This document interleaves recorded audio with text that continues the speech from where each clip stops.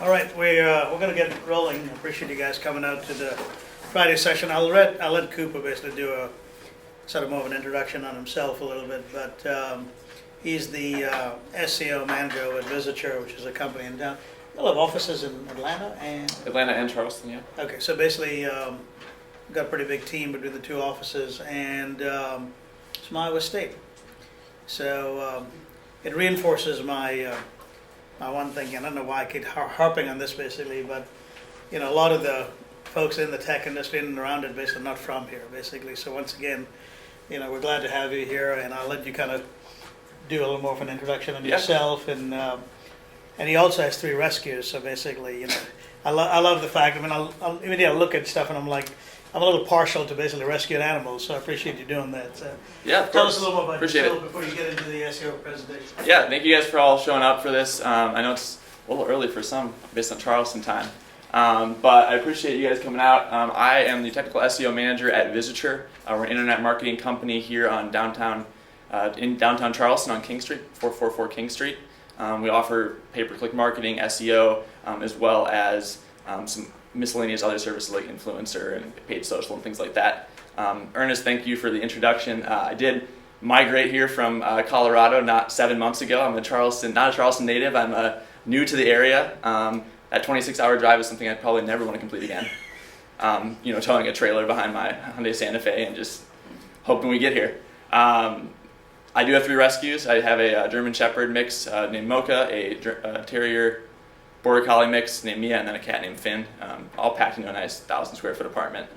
Don't tell them about that extra cat. That's not important. But yeah, so I've been in Charleston 7 months here and am loving the area, and I'm happy to teach you guys something today about SEO. I noticed a lot of you guys are B2B type businesses, and so I wanted to kind of present something that's going to be actionable and relatable to all of you, no matter what you do, and that's really keyword research. Keyword research is kind of the fundamental item and kind of tactic that you'll need to launch any sort of organic campaign, no matter what audience or demographic you're going after. And keyword research, in the nature, is something that's kind of overlooked a lot of times and not well thought out. And so we're going to talk about how to think that out well. We're going to talk about what common pitfalls are, and we're also going to talk about why organic search is so successful. And I know I'm a little biased because I do SEO every day. But we're going to talk why that makes sense and kind of how you can start your own strategy yourself. So this clicker will work. Like I said, we're going to talk about keyword research.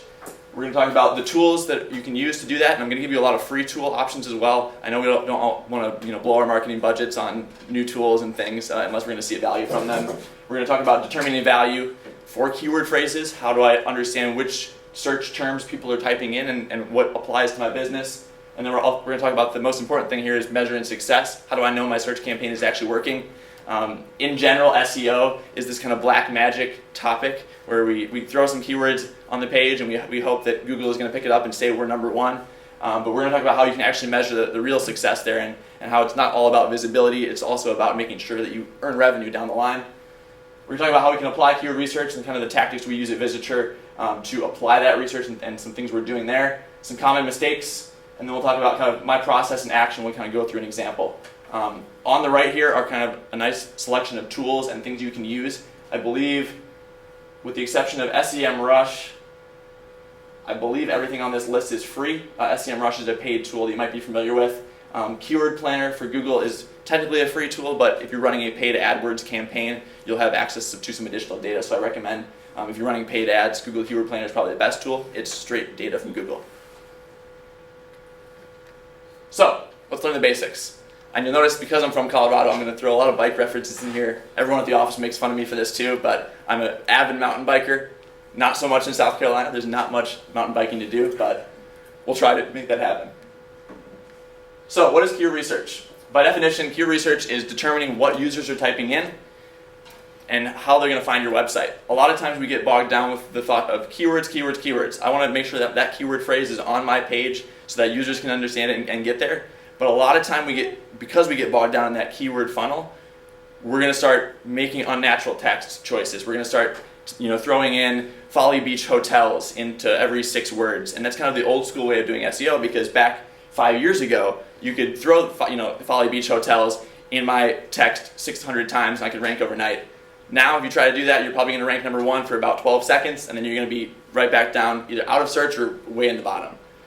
So for example, if I'm a digital marketing agency like Visiture, or I'm an educational institution like MUSC, or any of your other businesses, I might type in something like what I offer, my services. In our case, it'd be e-commerce SEO services to find businesses like Visiture. Keep in mind, again, not all searches are the same. This is an important fact that we have to recognize and realize that, okay, if I type in e-commerce SEO services, not everyone in the world has the same mindset that I do. Some people might type in SEO for retail. Some people might type in SEO for e-commerce businesses, SEO for retailers. So we have to consider that, and we'll talk about why it matters that there's all those other keyword phrases out there here in a second. But the goal of keyword research is to uncover all of the possible keyword phrases in what I like to call the keyword universe, all your possibilities, so that you can be the authority on that subject. As we discover more and more variations, like I said, we'll talk about building a pillar of content, so that way you're the most comprehensive resource out there for your users. A lot of times, like if I'm an educational institution or I'm another B2B business, I'm going to be looking here, and as a user, I want my questions answered before I even have to ask them. And the more that you can do that and have users self-serve before they get there, the better expectation they're going to have walking into your search, clicking there, realizing that this is exactly what you advertised in your search listing. I'm finding it here, and then I'm not going to bounce. That user engagement, as we'll talk about here in a sec, comes into big play here, so we want to make sure we're satisfying the user intent, not just keywords, keywords, keywords. So it's not just about the keywords I choose. Exactly. The end goal is to satisfy user intent. On the right here is a graph about Google's RankBrain component. RankBrain, it's a big fancy word that it's sort of, it's confusing, right? And so RankBrain, in a very simple fashion, is this machine learning component. And we all know machine learning is that buzzword we're all hearing on search engine land and Google and just a variety of news sources, but it comes down to this. If I'm going to search for something, Google and RankBrain are going to turn that search term into a variety of components. So if I type in Folly Beach Hotels, or I type in e-commerce marketing services, we're automatically going to come up with another set of keywords that Google's going to be thinking about, because they know that those items are related. They know that these variations exist. Then we're going to show a set of results for that concept. Notice it's a concept, it's not a keyword. So that's those giant pillar, that keyword universe is going to explode here. And then from there, Google's going to assess based on your bounce rate, based on the click-through rate on your search listings, based on a variety of other factors that deal with user engagement, if that page satisfies the user. If you're familiar with Google AdWords, it works very similar. If I see my ad like 3 or 4 times and I don't click on it, even though I'm bidding for position number 1, Google AdWords is probably not going to show my ad, because they realize, oh, I've shown this 3 times to a user, they don't care. I need to serve them something better. They're not satisfied with it. And then after that satisfaction has been met or not met, we're either going to try another page next time, or we're going to uprank the other page. It's not quite this simple, but just for sake of illustration, this is what we should be focusing on, is satisfying the user intent and really focusing on the user, not the keyword phrases. Questions thus far? Okay. So keyword research, how do we do it? Research tools that I like to use, SEMrush is a good one, but I'm going to say that we can have a whole bunch of fancy tools out there to do this, but Keyword Planner is still kind of my go-to on a day-to-day basis, because if I have data straight from Google, well, they're going to give it to me, I might as well take it, because in 3 months they might not give me that same data, as we know, because Google likes to take away all of our fun things that we have access to. In our case for Visiture, SEMrush is a good tool because on this top right graph, which is from SEMrush, it shows us a good understanding of where my keywords are placed within the top 100 positions. And frankly, if I'm not in the top 100 positions of search, my page probably isn't doing anything for anybody. And so this gives me a nice good trend, and we're always trying to focus on getting the keyword phrases and that keyword universe that I talked about in a positive direction. Because yes, I want to rank number 1, I want to rank number 3, I want to rank on the first page, but I also need to build the relevancy behind these other terms in order to do that. If I only have 10 keyword phrases, that's great if I'm number 1 and I'm ranking super well for those. But in a lot of cases, Google changes things, we change things, and we end up relying on 10 keywords versus 10,000, and that can get us in a little bit of trouble. Things I'm looking for to assess kind of value is current positions, where am I ranking currently, how am I doing right now in terms of visibility, average monthly search volume. Don't get super focused on search volume because it's important, but in general, those small 2-word, 3-word phrases, we call them head terms, have a lot of search volume, but they might not be super intent driven. They might not be someone who's willing to convert them. I might just be looking about e-commerce SEO. I might not actually be ready to buy e-commerce SEO or go to a medical university or what have you. And then average cost per click. This is a little important because we want to know what people are bidding for in AdWords. If people are spending a lot of money to go after these terms in AdWords, it's probably a good term to target in organic because people are spending a lot of money already to do it. Digital marketing services, I think, for example, is like $150 a click. It's like something obscene. So I should probably go after the term digital marketing services. Once we have kind of these contents of our keyword universe in hand, though, we're going to want to do some research for additional keyword phrases we want to add to the group. So I mentioned, you might have 10, 12, 15 keyword phrases that you want to go after because you think they're important to your business. Like if you sell dog treats, for example, like a Petco, like a PetSmart, you're going to want to go after terms like dog treats. Even though it's not intent driven, I probably want to rank number 1 or on the first page for dog treats, right? And so making sure that you have those kind of 10 or 12 or however many keyword phrases you want to go after first, and then make sure you expand that universe. When analyzing this data for new keyword opportunities, consider the 3 stages of the buying funnel. This is where I'll talk about how we're going to expand that keyword universe and understand what else people are looking for, that supplemental information. So awareness, consideration, and purchase are the 3 funnel stages I'm going to use for this one. We all know that the funnel is much bigger and we can divide it into 3, 5, 8, however many you want, but for this case we're going to go for 3. And as I mentioned, Keyword Planner, free data will give you ranges in monthly searches here. If you have a paid AdWords account running ads right now, you'll get actual numbers, so keep that in mind as you go through that exercise. So determining value. I mentioned awareness, consideration, and purchase. You'll see some acronyms here, you're like, what, tofu? Like it's 8 in the morning, we're talking about tofu? No. Top of the funnel, middle of the funnel, and bottom of the funnel. Why this matters is a lot of times when we're initially approaching SEO, if you have no experience with SEO or you're kind of just starting out on this organic process, we all like to start in this awareness phase where we're targeting things like Restaurants Charleston restaurants, universities in Charleston hospitals, and these things where it's like, okay, I have a little bit of a modifier on there, but I'm not really targeting the users if they're looking farther down that chain.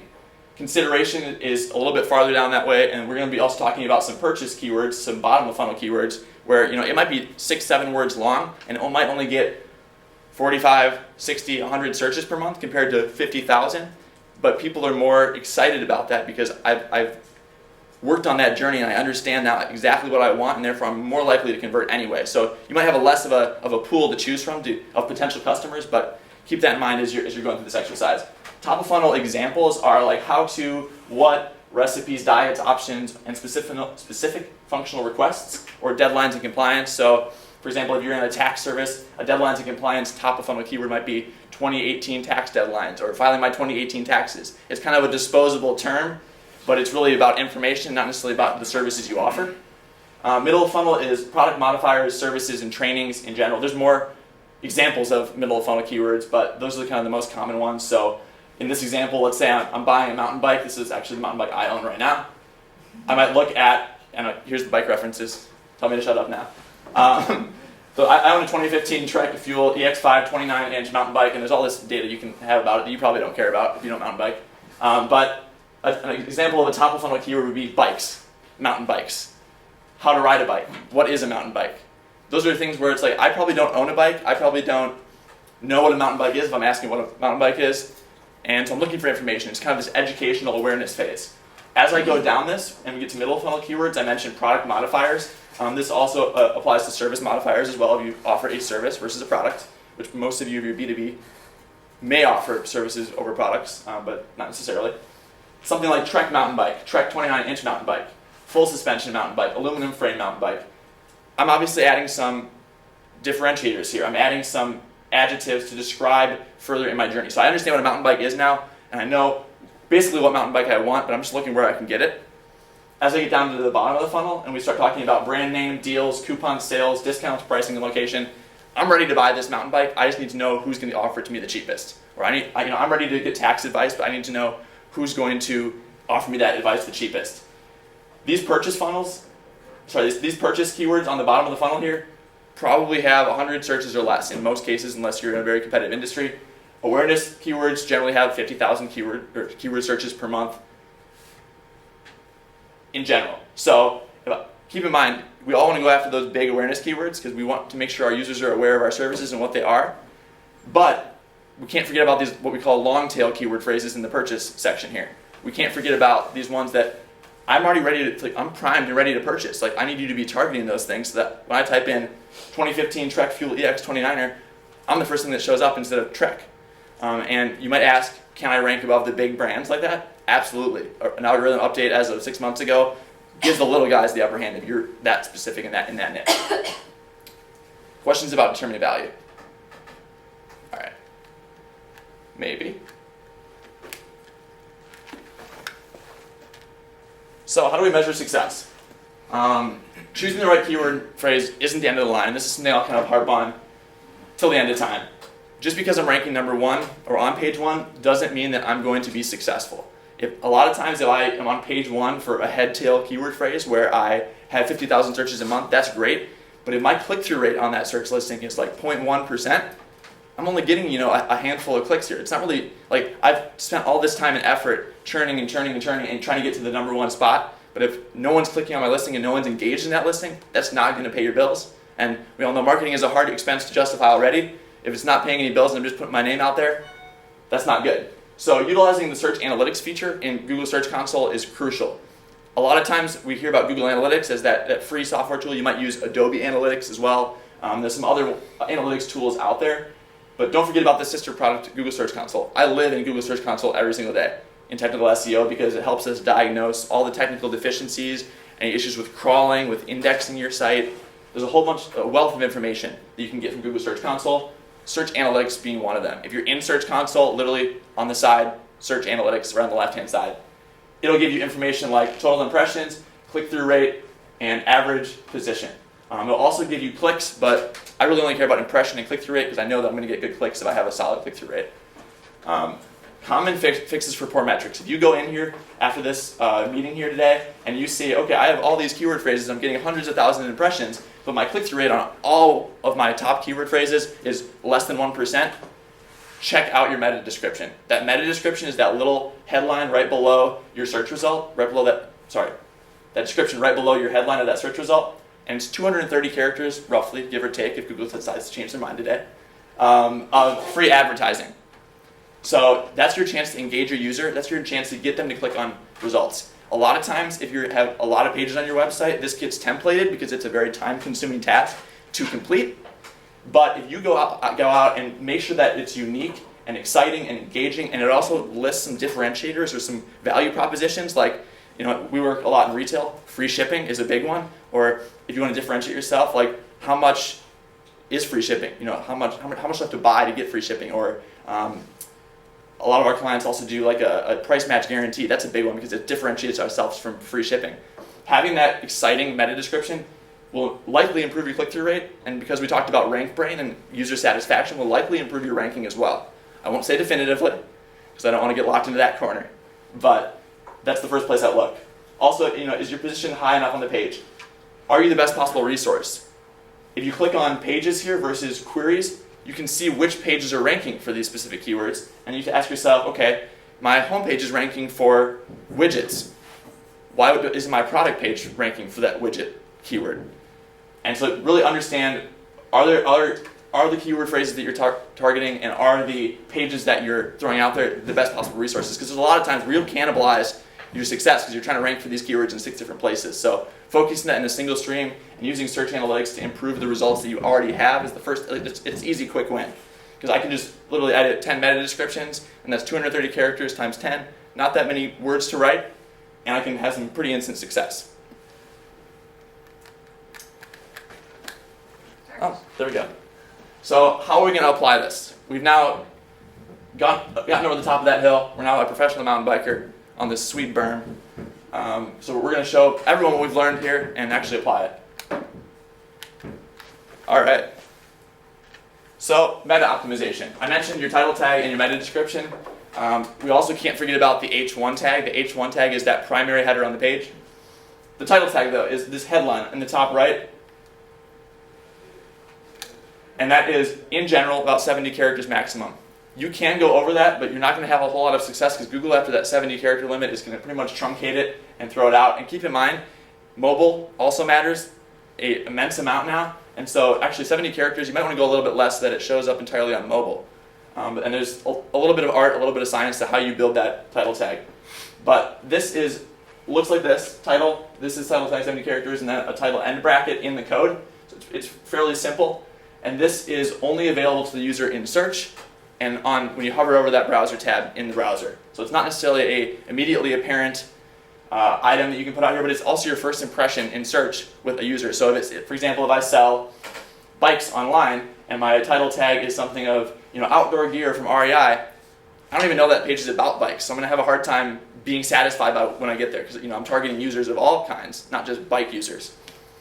The meta description is descriptive text. Like I said, it's about 230 characters, give or take, of free advertising. I mean, a lot of times this is the misconception here, is the title tag is really meant for Google to assess quality and the topic of the page and rank you well for that. The meta description really isn't a ranking factor. You're going to want to include relevant items that are relevant to your title tag in there, but you don't have to include that keyword phrase verbatim, because what's going to happen is it's not going to help you rank anymore. You want to be engaging and be exciting and be differentiated from the competition. A lot of times your competitors are going to be typing in templated meta descriptions or very, very similar items.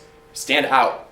You can throw, and this is kind of a newer thing, you can throw symbols in there. I throw a check mark in some of these call to actions that we write today because that check mark stands out in search. People are like, oh, look at this. And it's an idea that Amazon came up with and actually helped us rank above Amazon for a retailer that we have, because I literally just threw a check mark in there, called it out, people clicked on it more, and as a result, ranked higher. The primary header is the only element of these two, aside from these two, that is actually on the page. So it's what's the actual title of the page.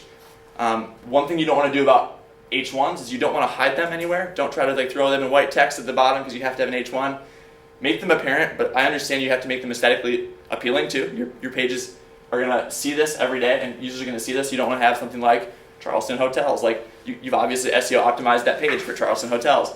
So there's creative ways to do that, but keep in mind the primary header shouldn't be just your primary keyword phrase. It can be 3, 4, 5 words, just introducing people to that page. Maybe not as lame as back in the day when we threw welcome to my website. Not quite that, but you can be creative with it. It's not necessarily as set in stone as the title tag is. When you type in that primary keyword phrase and you see users clicking on that, a lot of times in search results, let's say I sell mountain bikes, for example, everyone in the top 10 results is probably going to say mountain bikes as my primary keyword phrase, and there's not a whole lot of things you can do to waver from that. So the title tag is a little bit less changeable. Your primary header and your meta description are your chances to be creative and informative. There we go. So aside from meta optimization, we can do heading optimization. Now keep in mind, we talked about the H1. When I talked about heading optimization, I also talked about H2 through H6. Those are your other headers that you have as options.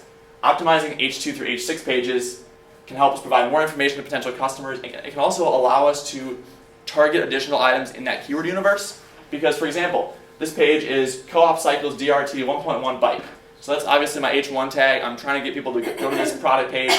I probably don't have that many searches because it's a longer tail keyword phrase. But I also want to target things like Co-op Cycles reviews and Co-op Cycles care instructions and things like that. But that's going to look super gross on my page if I throw in Co-op Cycles DRT 1.1 reviews, Co-op Cycles DRT 1.1 care instructions. That's going to look gross. In this case, my H1 is that product title. My H3, I have three H3s, features, text specs, and sizing chart. Funny enough, because I've just thrown those as H3s and optimized my headings correctly, I rank for all of those keyword phrases. Google is smart enough to understand that my H1 should relate to these H3s. So keep that in mind. And then H2 reviews, I also rank for Co-op Cycles reviews. And so if you optimize your subheadings correctly and don't have 6 H1s on your page, and you really call out what's the main topic and what are these subtopics that people are going to find as a result, you'll have some good success. And you'll rank for things like Co-op Cycles DRT 1.1 reviews just naturally without upsetting your page balance, without upsetting your customers with kind of a poor user experience. To go the extra mile, I would also include the verbiage in the heading, but again, if you have aesthetic concerns with throwing those actual long tail keyword phrases in your headings, don't throw them in there, but it might pay off with additional work. So keep that in mind. Subheadings is one of those things I think is overlooked quite a bit. It's a really nice way to break up your page and not give your users a giant brick of text. But there's also creative ways to get around this. So you might have an H1 that styles your text a certain way. Keep in mind you can simply put class equals H2 to style it like an H2, but still make it an H1. So there's a lot of creative ways where you can change 3 or 4 characters around in your code and still achieve your goal with Google, and the user will get not necessarily a giant H1, they'll get a little H1, but it'll still be your H1. Questions there? All right. Now content optimization. So we're targeting the right keyword phrases, we're focused on the right audience, we've captured all of these keyword phrases, whether you're talking about a top of funnel keyword for awareness, a middle of funnel keyword which is a little bit more of a product differentiator, or your long tail purchase focused keywords that are going to drive conversions. But in order to best answer users' questions, we have to be thorough. This singletracks.com article is a great example of this. They're trying to target an awareness keyword like how to lube your chain for bicycles. And of course, I work with a lot of millennials, so I threw this up there on the screen, and people were like giggling in the background, like, you said lube. And it's ridiculous, but this is a great article because we have subheadings below this that talk about what's the right lube to buy for my bike chain? What's the right lube to, when's the right time to lube my bike chain? What kind of lubes are there for bike chains so that way my bike is still running in a great direction and I'm still able to move my wheels successfully. This is in 2001, and so I can't just see how many times I can put mountain bikes for sale or lubing my bicycle chain 600 times. I won't rank very well. This ranks super well, and actually the reason I found this article to begin with is not because I was mountain biking, but because I know that this is a common topic in biking in general, and I typed it in. This was the first result that showed up because their subheadings are optimized appropriately. And you'll notice there's a picture here as we go down the article, and I think I show a little bit more in the slides.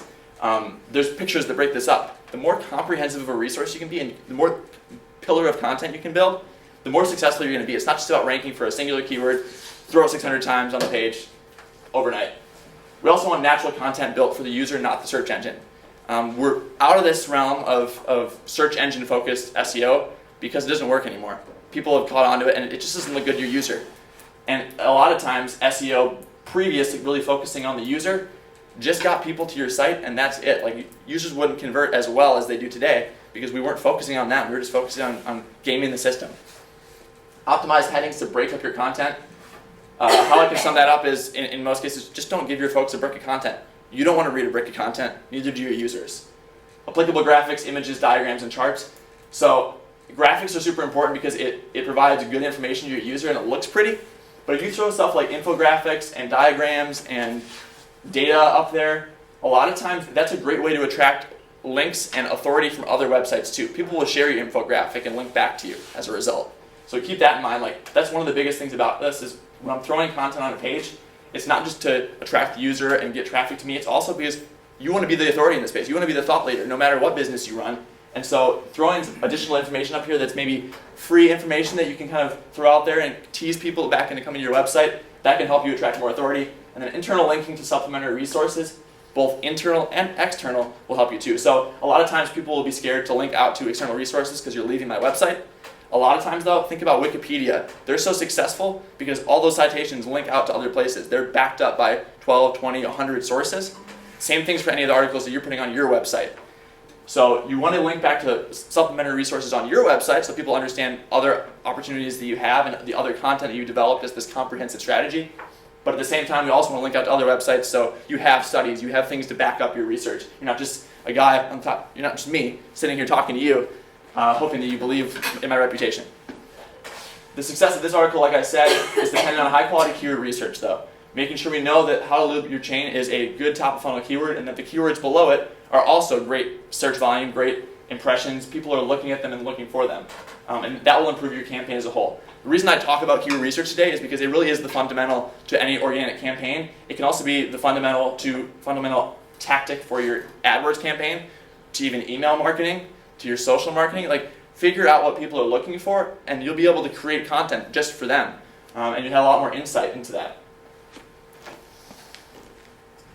Also, anchor text optimization. So I talked about getting external links and internal links. One of the biggest factors of being successful in SEO, aside from the great content on your page, is making sure that people are linking back to you and providing authority and backing you up. I mean, just think of your page pretty much every time as, or your topic as a Wikipedia article. I want people to cite this. I want people to understand that this exists. And this isn't just customers, potential customers. This is other folks in the industry. You want to be this authority. You want to be the REI of bikes. You don't necessarily want to be, Joe Schmo down the street because you're only running a $2 million business versus a lot more than the $2 million business.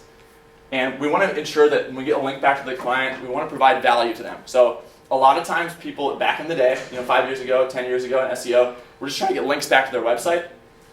In this case, we really want to make sure that these links are providing value to the customer. These should be like embedded within your text, like on that how to lube a bicycle chain article. I should have stuff that makes sense as a link, not just throwing a link on the page. So in this case, let's say I've written an editorial article about outdoor activities to do in Denver, in the Denver area, and mountain biking is on my list of things to do this summer. A great link for my article, or my reference back to REI in this example, if they're my client, would be beginner mountain bikes, maybe.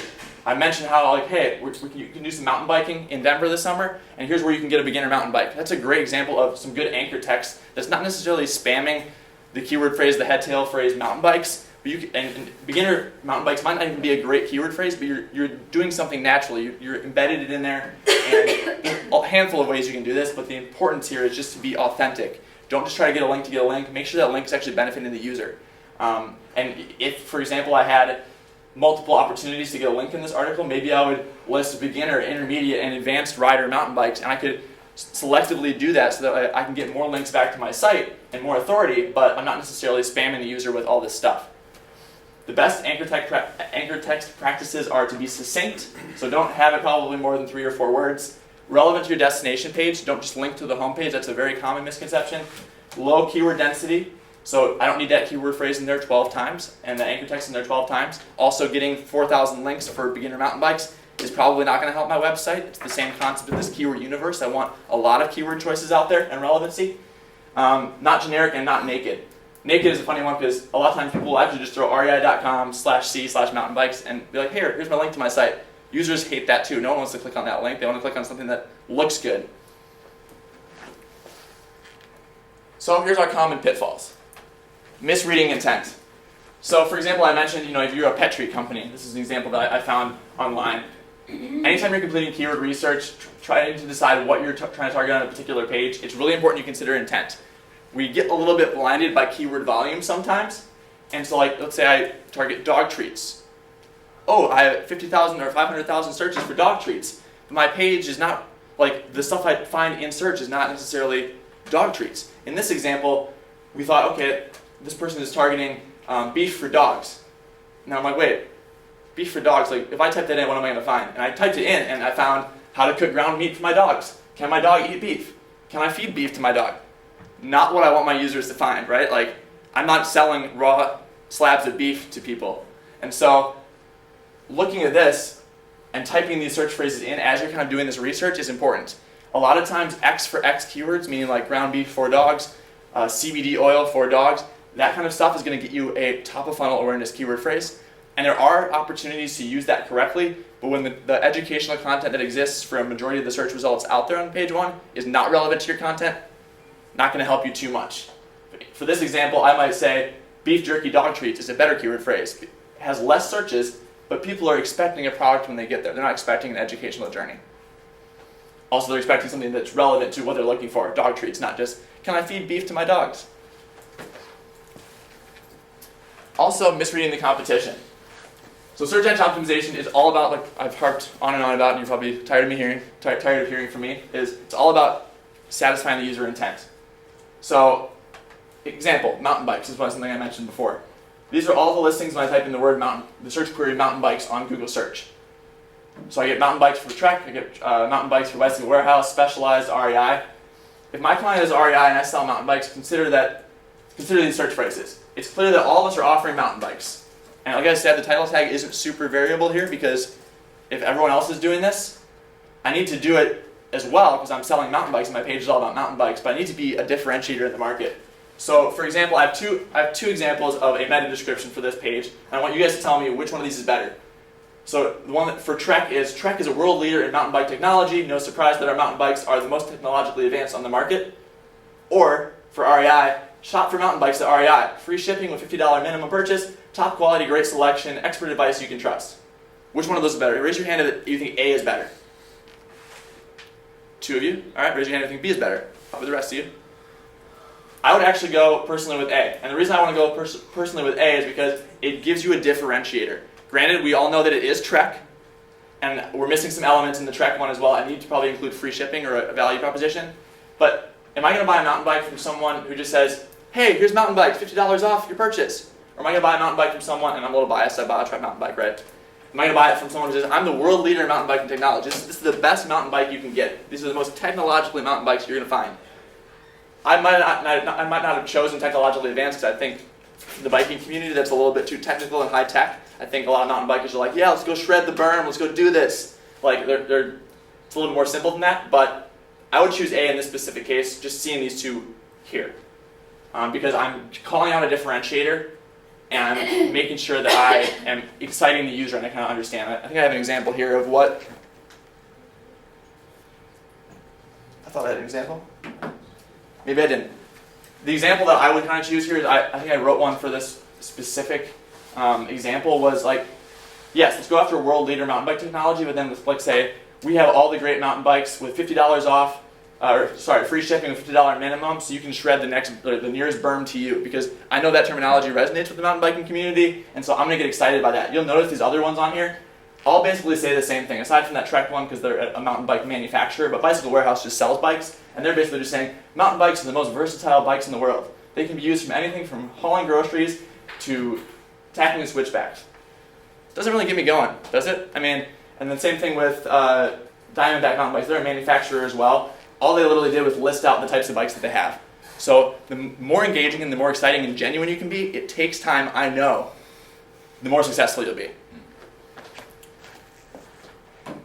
So, in action.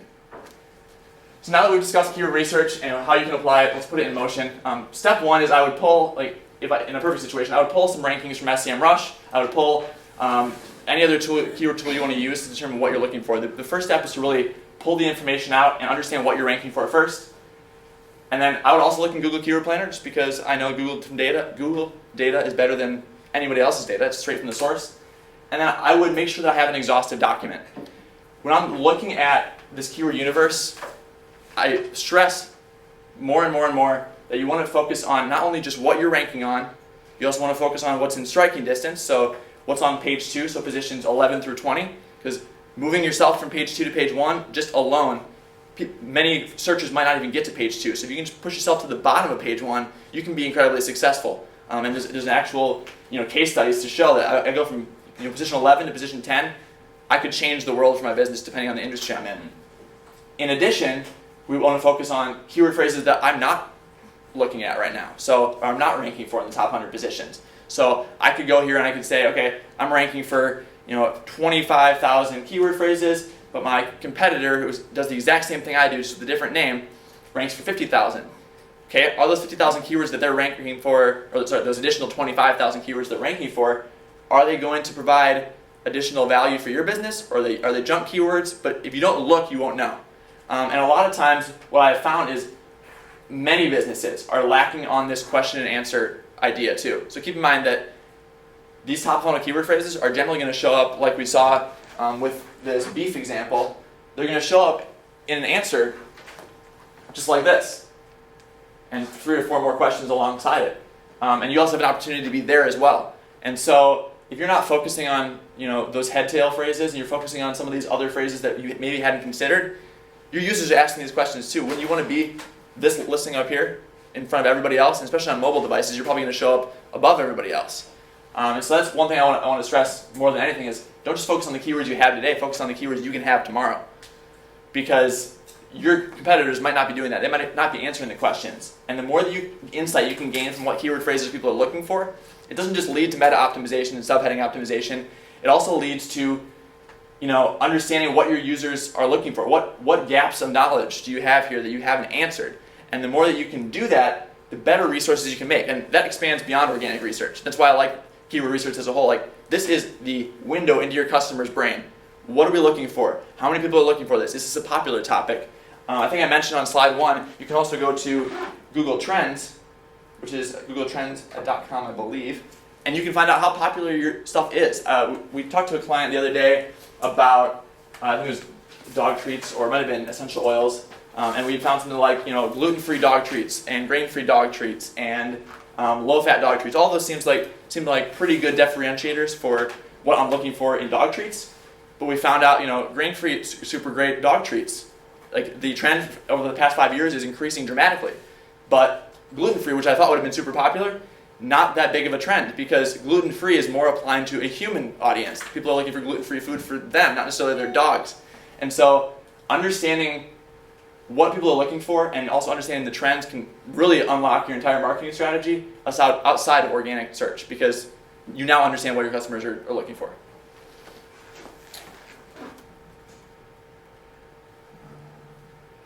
Questions thus far? All right. Now, I also want to talk about keyword buckets. So we talked about pillars of content. It's important that you also understand when you have these keyword phrases, you have a top of funnel keyword, you have a middle of funnel keyword, you have a bottom of funnel keyword. You kind of want to group these together and make great pillars of content.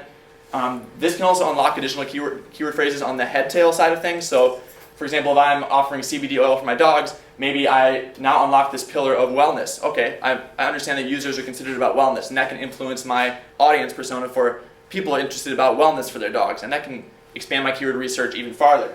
But understanding where these buckets are, for example, what is the mountain bike brand might be grouped with, what is the best mountain bike brand might be grouped with brands of mountain bikes, bike manufacturers. How do I pick out a mountain bike? And we can build a page about how to pick out a mountain bike that explains the other brands of mountain bikes and explains what the best bike brand in our opinion is, all in one article.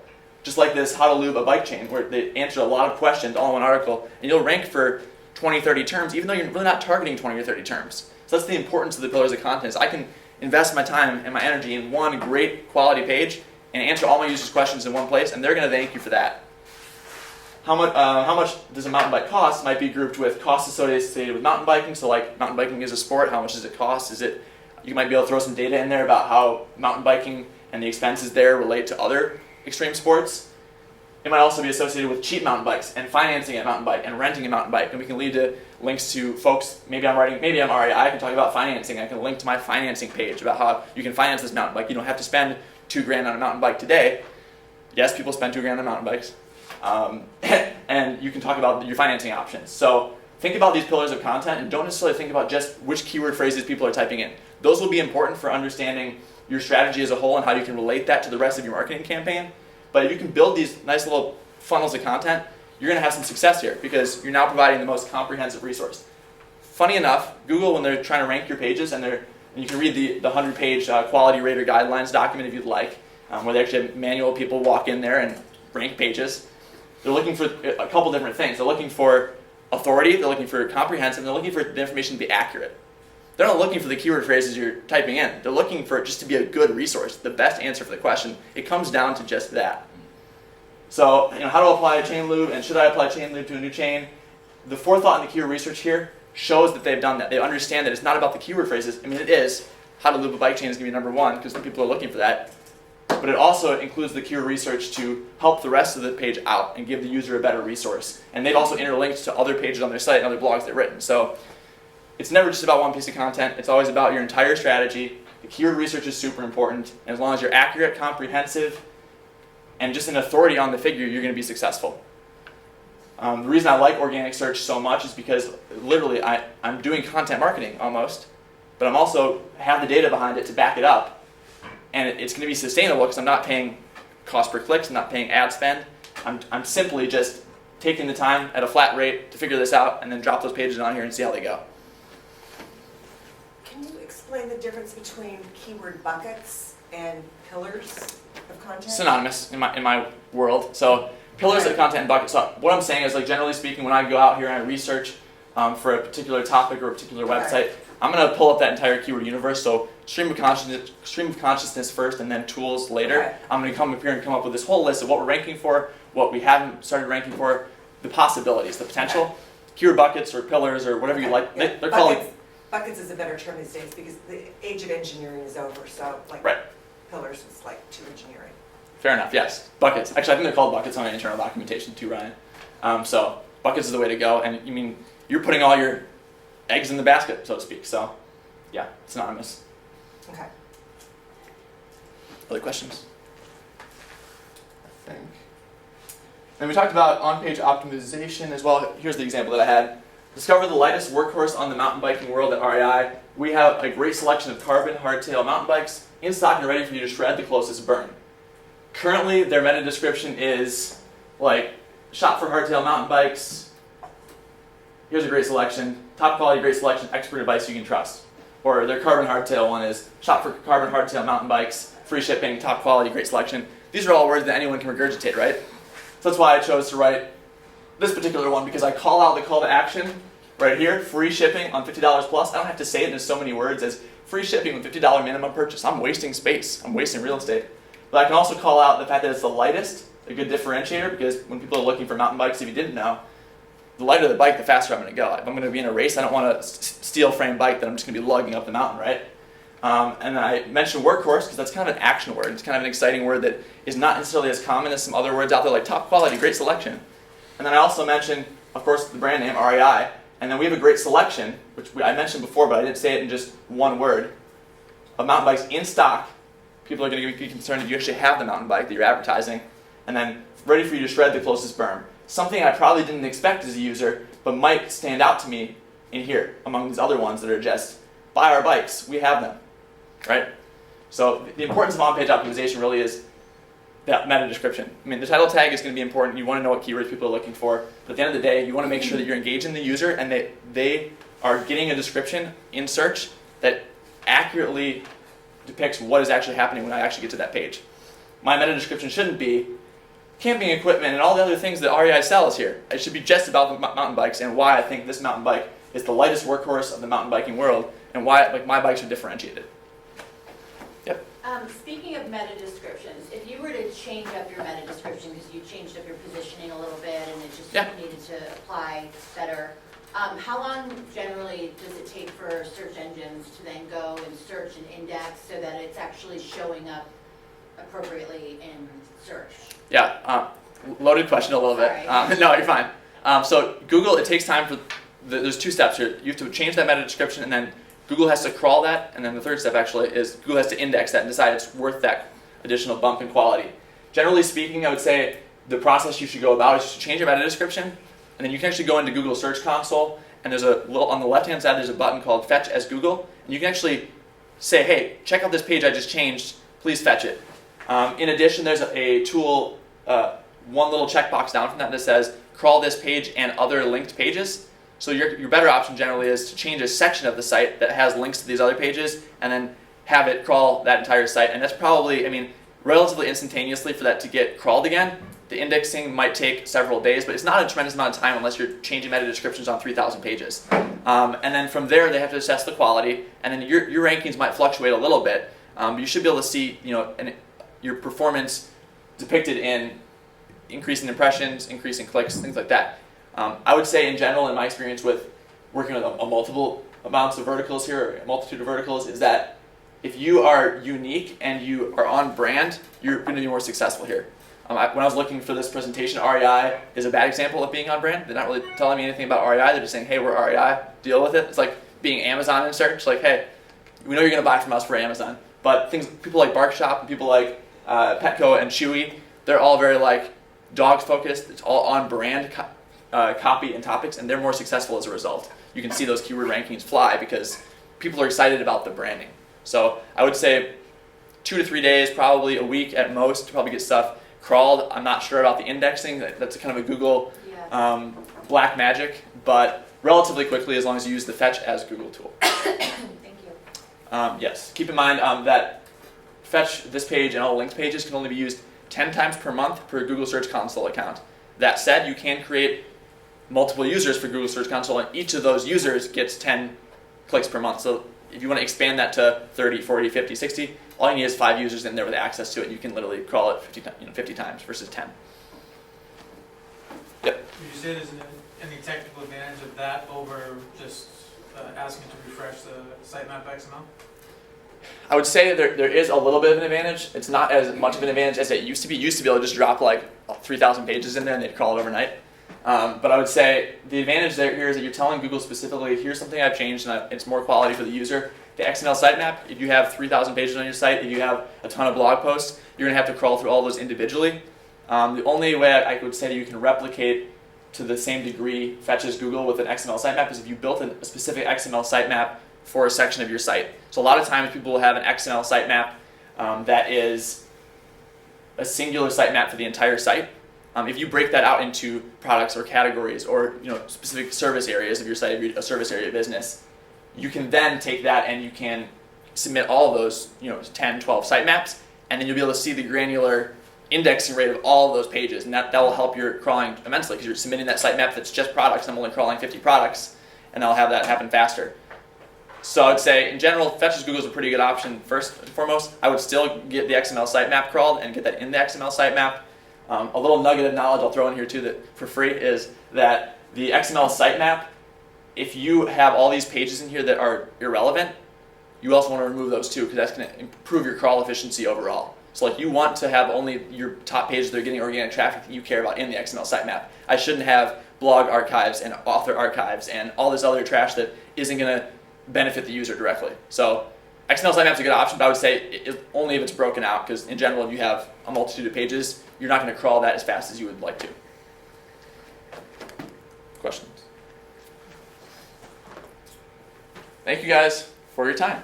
I appreciate you guys hopping in here. I know actually one other follow-up question.